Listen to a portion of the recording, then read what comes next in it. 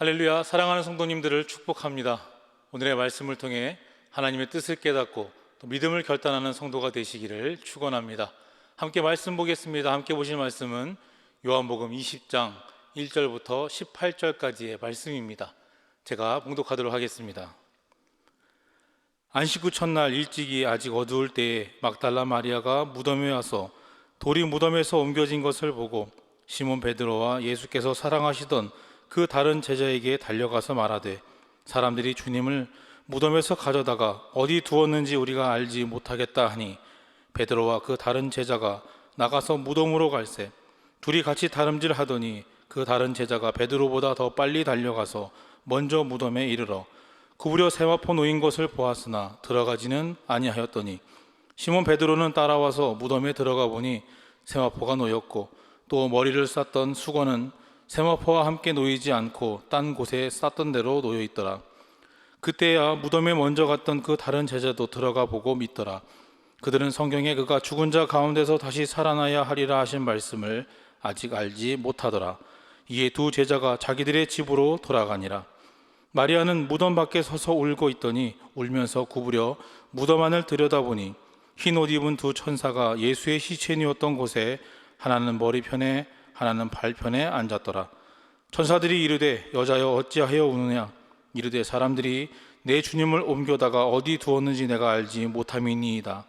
이 말을 하고 뒤로 돌이켜 예수께서 서 계신 것을 보았으나 예수이신 줄을 알지 못하더라. 예수께서 이르시되, 여자여 어찌하여 울며 누구를 찾느냐 하시니, 마리아는 그가 동산치기인 줄 알고 이르되, 주여 당신이 옮겼거든 어디 두었는지 내게 이르소서. 그리하면 내가 가져가리이다. 예수께서 마리아야 하시거늘 마리아가 돌이켜 히브리 말로 라보니 하니, 이는 선생님이라 말이라. 예수께서 이르시되, 나를 붙들지 말라. 내가 아직 아버지께로 올라가지 아니하였노라. 너는 내 형제들에게 가서 이르되, 내가 내 아버지 곧 너희 아버지 내 하나님 곧 너희 하나님께로 올라간다 하라 하시니, 막달라 마리아가 가서 제자들에게 내가 주를 보았다 하고 또 주께서 자기에게 이렇게 말씀하셨다 이르니라. 아멘. 오늘은 부활의 증인이라는 제목의 말씀을 함께 나누도록 하겠습니다. 예수님의 부활 사건을 볼 때 예수님이 부활하셨다라고 하는 것을 가장 먼저 목격하고 또 그것을 세상에 전해준 사람이 바로 여인들이었다라고 하는 겁니다. 여인들이었다라고 하는 이 사실에 우리는 주목해 볼 필요가 있습니다. 이 당시 여인들은 법정의 증인으로 설 수 없었습니다. 여인들의 증언은 그만큼 신뢰하지 않았다라고 하는 겁니다. 만일 예수님의 부활을 세상에 증거해야 된다라고 한다면 사람들이 신뢰하지 않는 이 여인이 아니라 로마의 높은 관료나 또는 유대의 종교 지도자들이 바로 그런 목격자였다라고 하는 거죠. 그러나 성경은 여인들이 가장 먼저 부활을 목격했다라고 사실 그대로를 기록하고 있습니다. 왜 그렇습니까? 다시 말씀드리지만 그것이 사실이었기 때문입니다. 자, 오늘 본문은 누가 부활하신 예수님을 가장 먼저 만나게 되었는지, 또 그리고 어떻게 하면 그 부활하신 주님의 영광을 누릴 수 있는지를 우리에게 보여주는 그런 말씀입니다.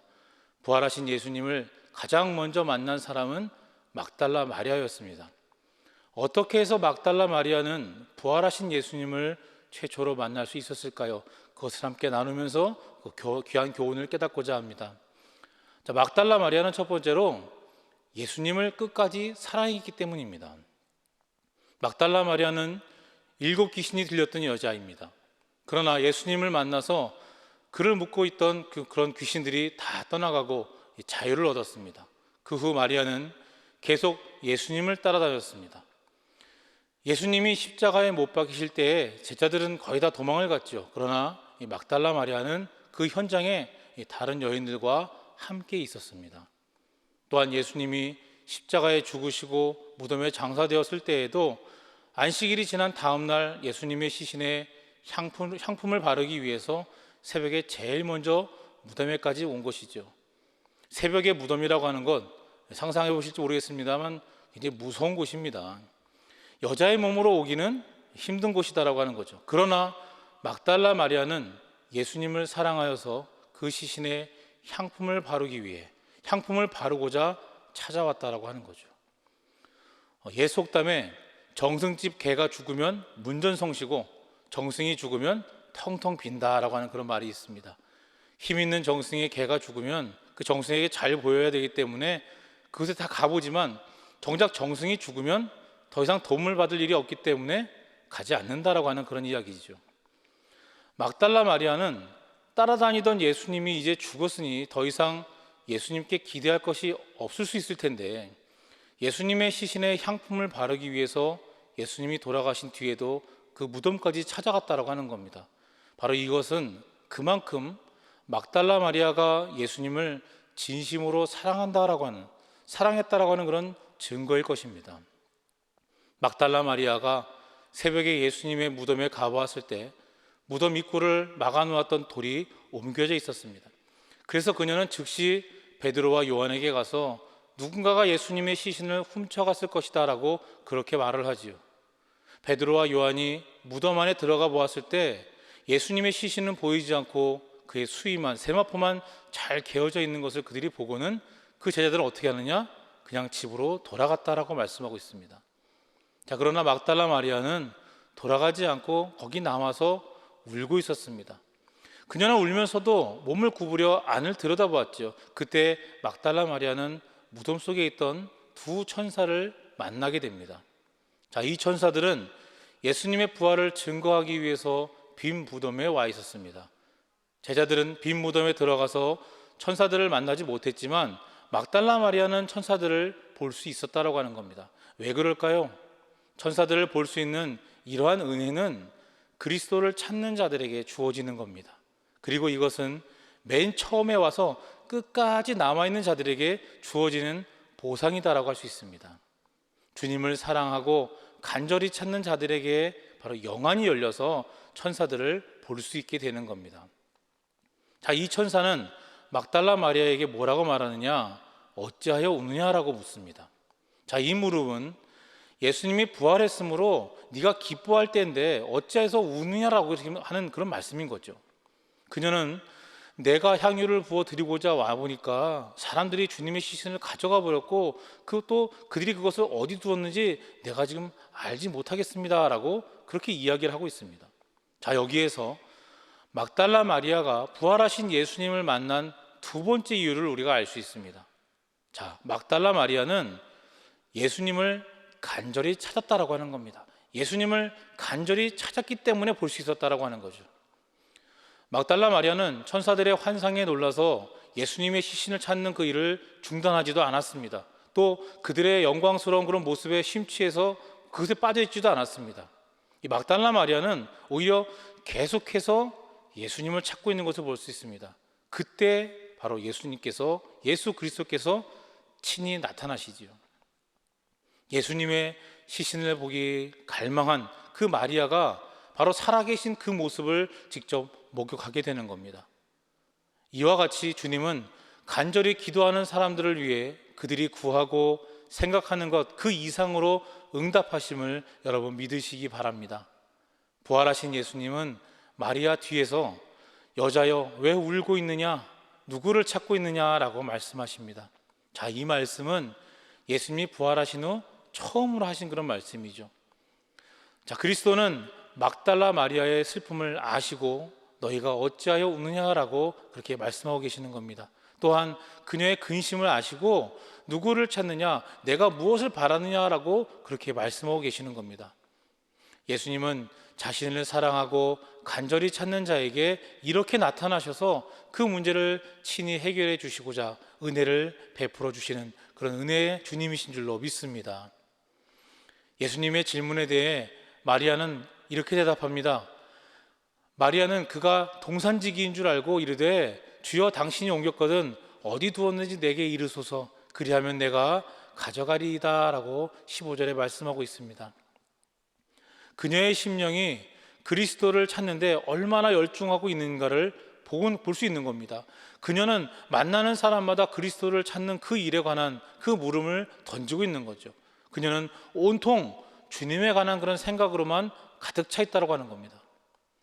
예수님은 결국 자신을 간절히 찾고 사랑하는 그 막달라 마리아에게 나타나셨고 자신의 정체를 그녀에게 드러내셨습니다.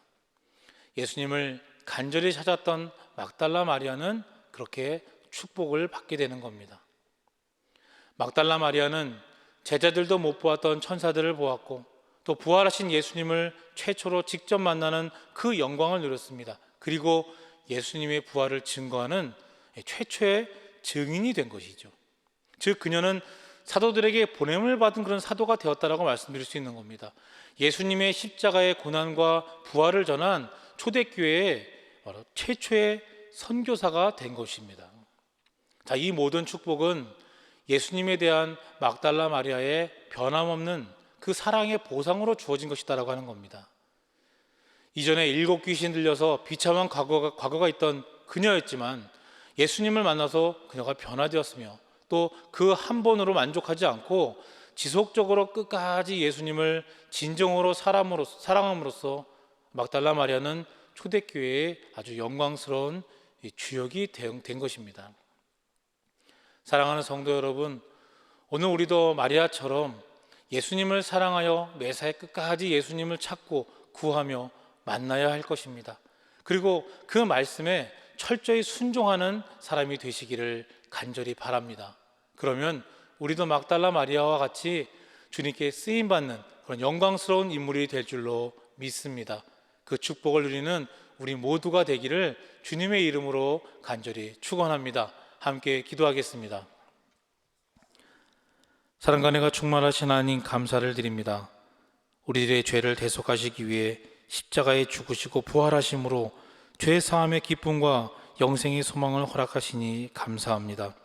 그 크신 은혜를 입었음에도 불구하고 주님의 피값으로 사신 바 된 우리가 믿음으로 살지 못하고 다시금 죄의 습성을 버리지 못하고 세상 속에 흔들리고 넘어져 낙망하고 쓰러질 때가 많음을 고백합니다. 용서하여 주시고 이런 우리들의 연약함을 아시오니 주님의 강한 팔로 붙들어 주셔서 약한 우리들을 들어 강하게 역사하시는 주님을 증거하게 하여 주시옵소서.